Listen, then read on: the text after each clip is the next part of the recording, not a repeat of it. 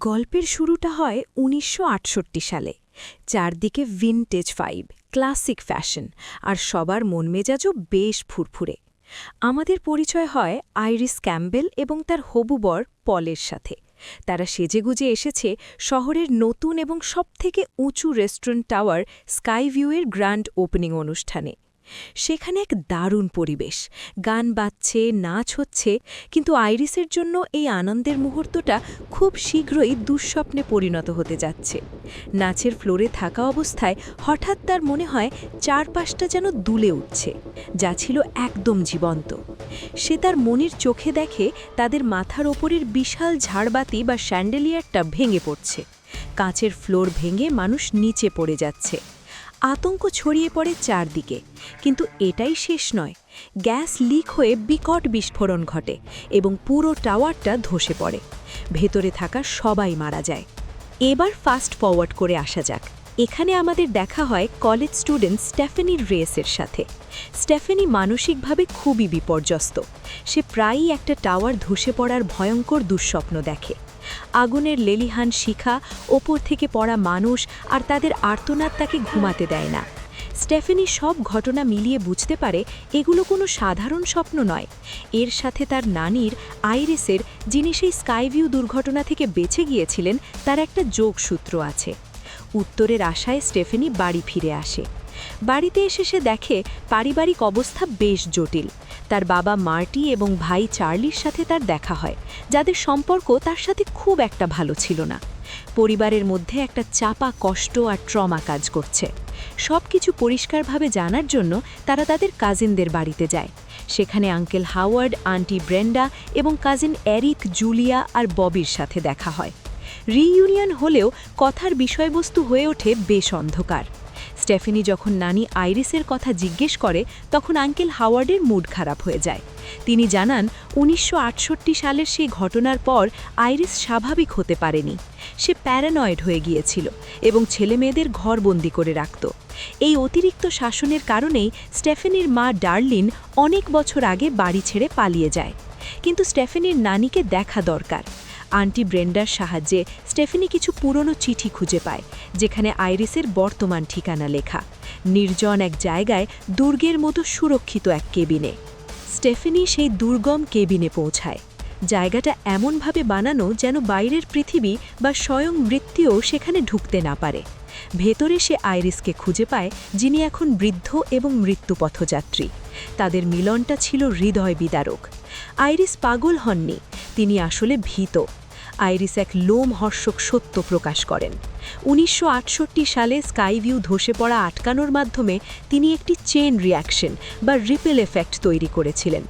মৃত্যু নিজেকে প্রতারিত মনে করে এখন সেই বেঁচে যাওয়া মানুষদের একে একে স্বীকার করছে, ঠিক সেই অর্ডারে যেভাবে তারা টাওয়ারে মারা যেত। কিন্তু ভয়ের ব্যাপার হলো, মৃত্যু শুধু তাদেরই খুঁজছে না, তাদের বংশধরদেরও খুঁজছে। কারণ তাদের বাবা মায়েরা সেই রাপে মারা গেলে এই সন্তানদের অস্তিত্বই থাকত না। আইরিস জানায় পল এক অদ্ভুত দুর্ঘটনায় মারা গেছে। প্যাটার্নটা বুঝতে পেরে আইরিস ডেথস ওমেন নামের একটি বইতে সব লক্ষণ লিখে রেখেছেন এবং পরিবারকে অভিশাপ থেকে বাঁচাতে নিজেকে সবার থেকে আলাদা করে রেখেছেন। স্টেফেনি এসব শুনে বিশ্বাস করতে পারে না। তার কাছে এটা ভূতের গল্পের মতো মনে হয়। নাতনির অবিশ্বাস দেখে আইরিস এক চরম ত্যাগের সিদ্ধান্ত নেন। তিনি স্টেফেনির হাতে সেই বইটা তুলে দিয়ে বাইরে বেরিয়ে যান। নিজের কথা প্রমাণ করার জন্য আইরিস ইচ্ছেকৃতভাবে একটি ওয়েদার ভেনের সামনে দাঁড়িয়ে যান এবং মুহূর্তের মধ্যে সেটা তার শরীরে গেঁথে যায়। তিনি মারা যান। জ্ঞানটা স্টেফেনিকে দেওয়ার জন্য এটি ছিল এক ভয়ঙ্কর এবং স্বেচ্ছাকৃত আত্মত্যাগ। আইরিসের ফিউনারেলের পর সবার ইমোশন তুঙ্গে। হঠাৎ স্টেফেনির মা ডার্লিন ফিরে আসে, কিন্তু এটা কোনো সুখের রিইউনিয়ন ছিল না। স্টেফেনি তার মায়ের ওপর রেগে ছিল, কারণ ছোটবেলায় সে তাকে ছেড়ে গিয়েছিল।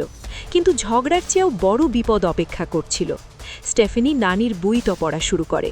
সেখানে সে জেবি নামের একজনের কথা পায়, যে নাকি মৃত্যুকে হারানোর উপায় জানে। পরিবারের সবাই মিলে বারবিকিউ পার্টি করে পরিস্থিতি স্বাভাবিক করার চেষ্টা করছিল, কিন্তু বাতাসে ছিল এক অজানা আতঙ্ক। খাওয়া দাওয়ার মাঝেই শুরু হয় এক চেইন রিঅ্যাকশন। একটা লুজ স্ক্রু, পড়ে যাওয়া পানীয় আর সামান্য আগুনের স্ফুলিঙ্গ। মুহূর্তের মধ্যে পারিবারিক আড্ডা পরিণত হয় কসাইখানায়। এক ভয়ঙ্কর দৃশ্যে আঙ্কেল হাওয়ার্ড লন মোয়ার বা ঘাস কাটার মেশিনের নিচে পড়ে মারা যায়।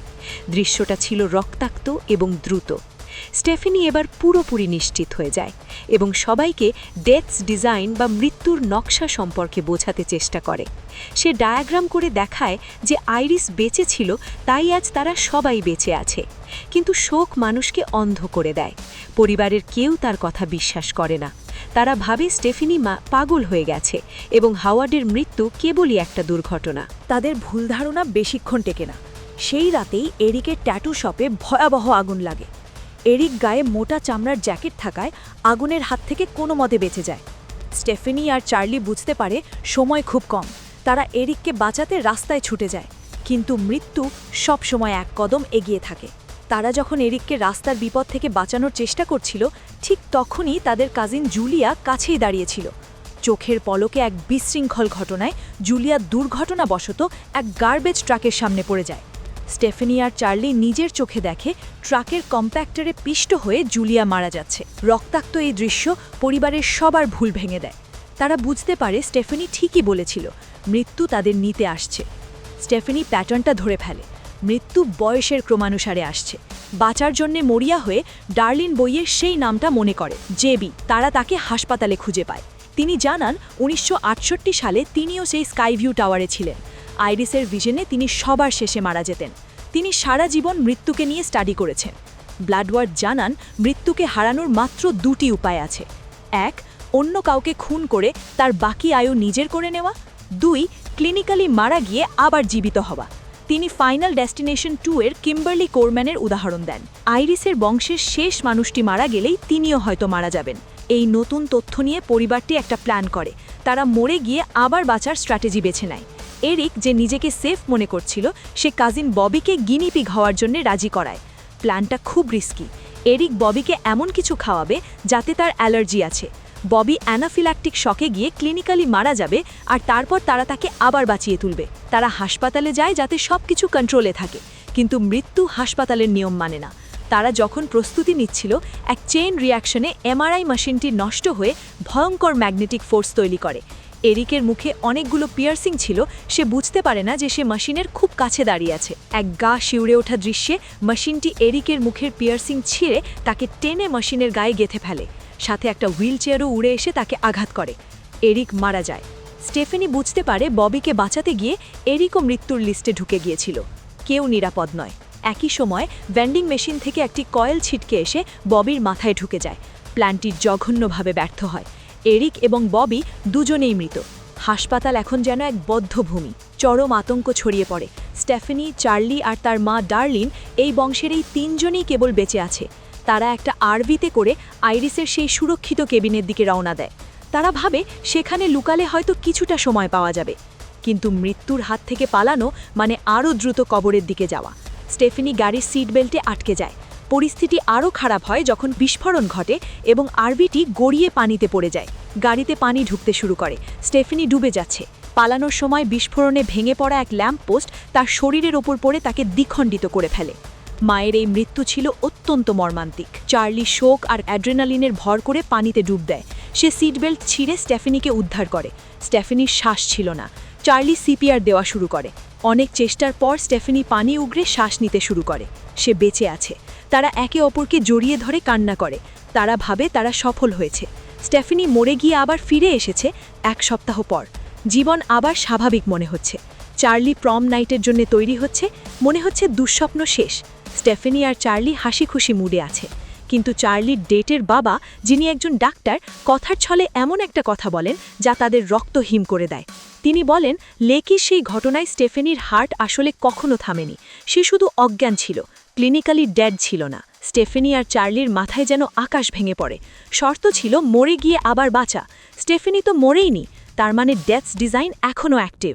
পাশের লাইন দিয়ে যাওয়া একটি ট্রেন লাইনচ্যুত হয়ে ভয়ঙ্করভাবে তাদের দিকে ধেয়ে আসে। মেটালের ঘর্ষণ আর আগুনের স্ফুলিঙ্গ চারিদিকে। স্টেফেনি আর চার্লি কোনো মতে সরে গিয়ে ট্রেনের নিচে চাপা পড়া থেকে বাঁচে। ধুলিত মস্তক দাঁড়িয়ে তারা একে অপরের দিকে তাকায়। তারা ভাবে এবারও তারা মৃত্যুকে ধোঁকা দিয়েছে, কিন্তু তারা ভুল ছিল। চেইন রিয়াকশন এখনও শেষ হয়নি। লাইনচ্যুত ট্রেনের বগি থেকে বিশাল সব কাঠের লগ বা গুড়ি ছিটকে বেরিয়ে আসে। কোনো কিছু বোঝার আগেই দুই ভাইবোন সেই কাঠের নিচে পিষ্ট হয়ে যায়। ভিডিওটি ভালো লাগলে লাইক দিন আর চ্যানেলটি সাবস্ক্রাইব করতে ভুলবেন না। দেখা হবে পরের ভিডিওতে। ততক্ষণ পর্যন্ত সাবধানে থাকবেন। আর হ্যাঁ, ট্যানিং বেড থেকে দূরেই থাকবেন।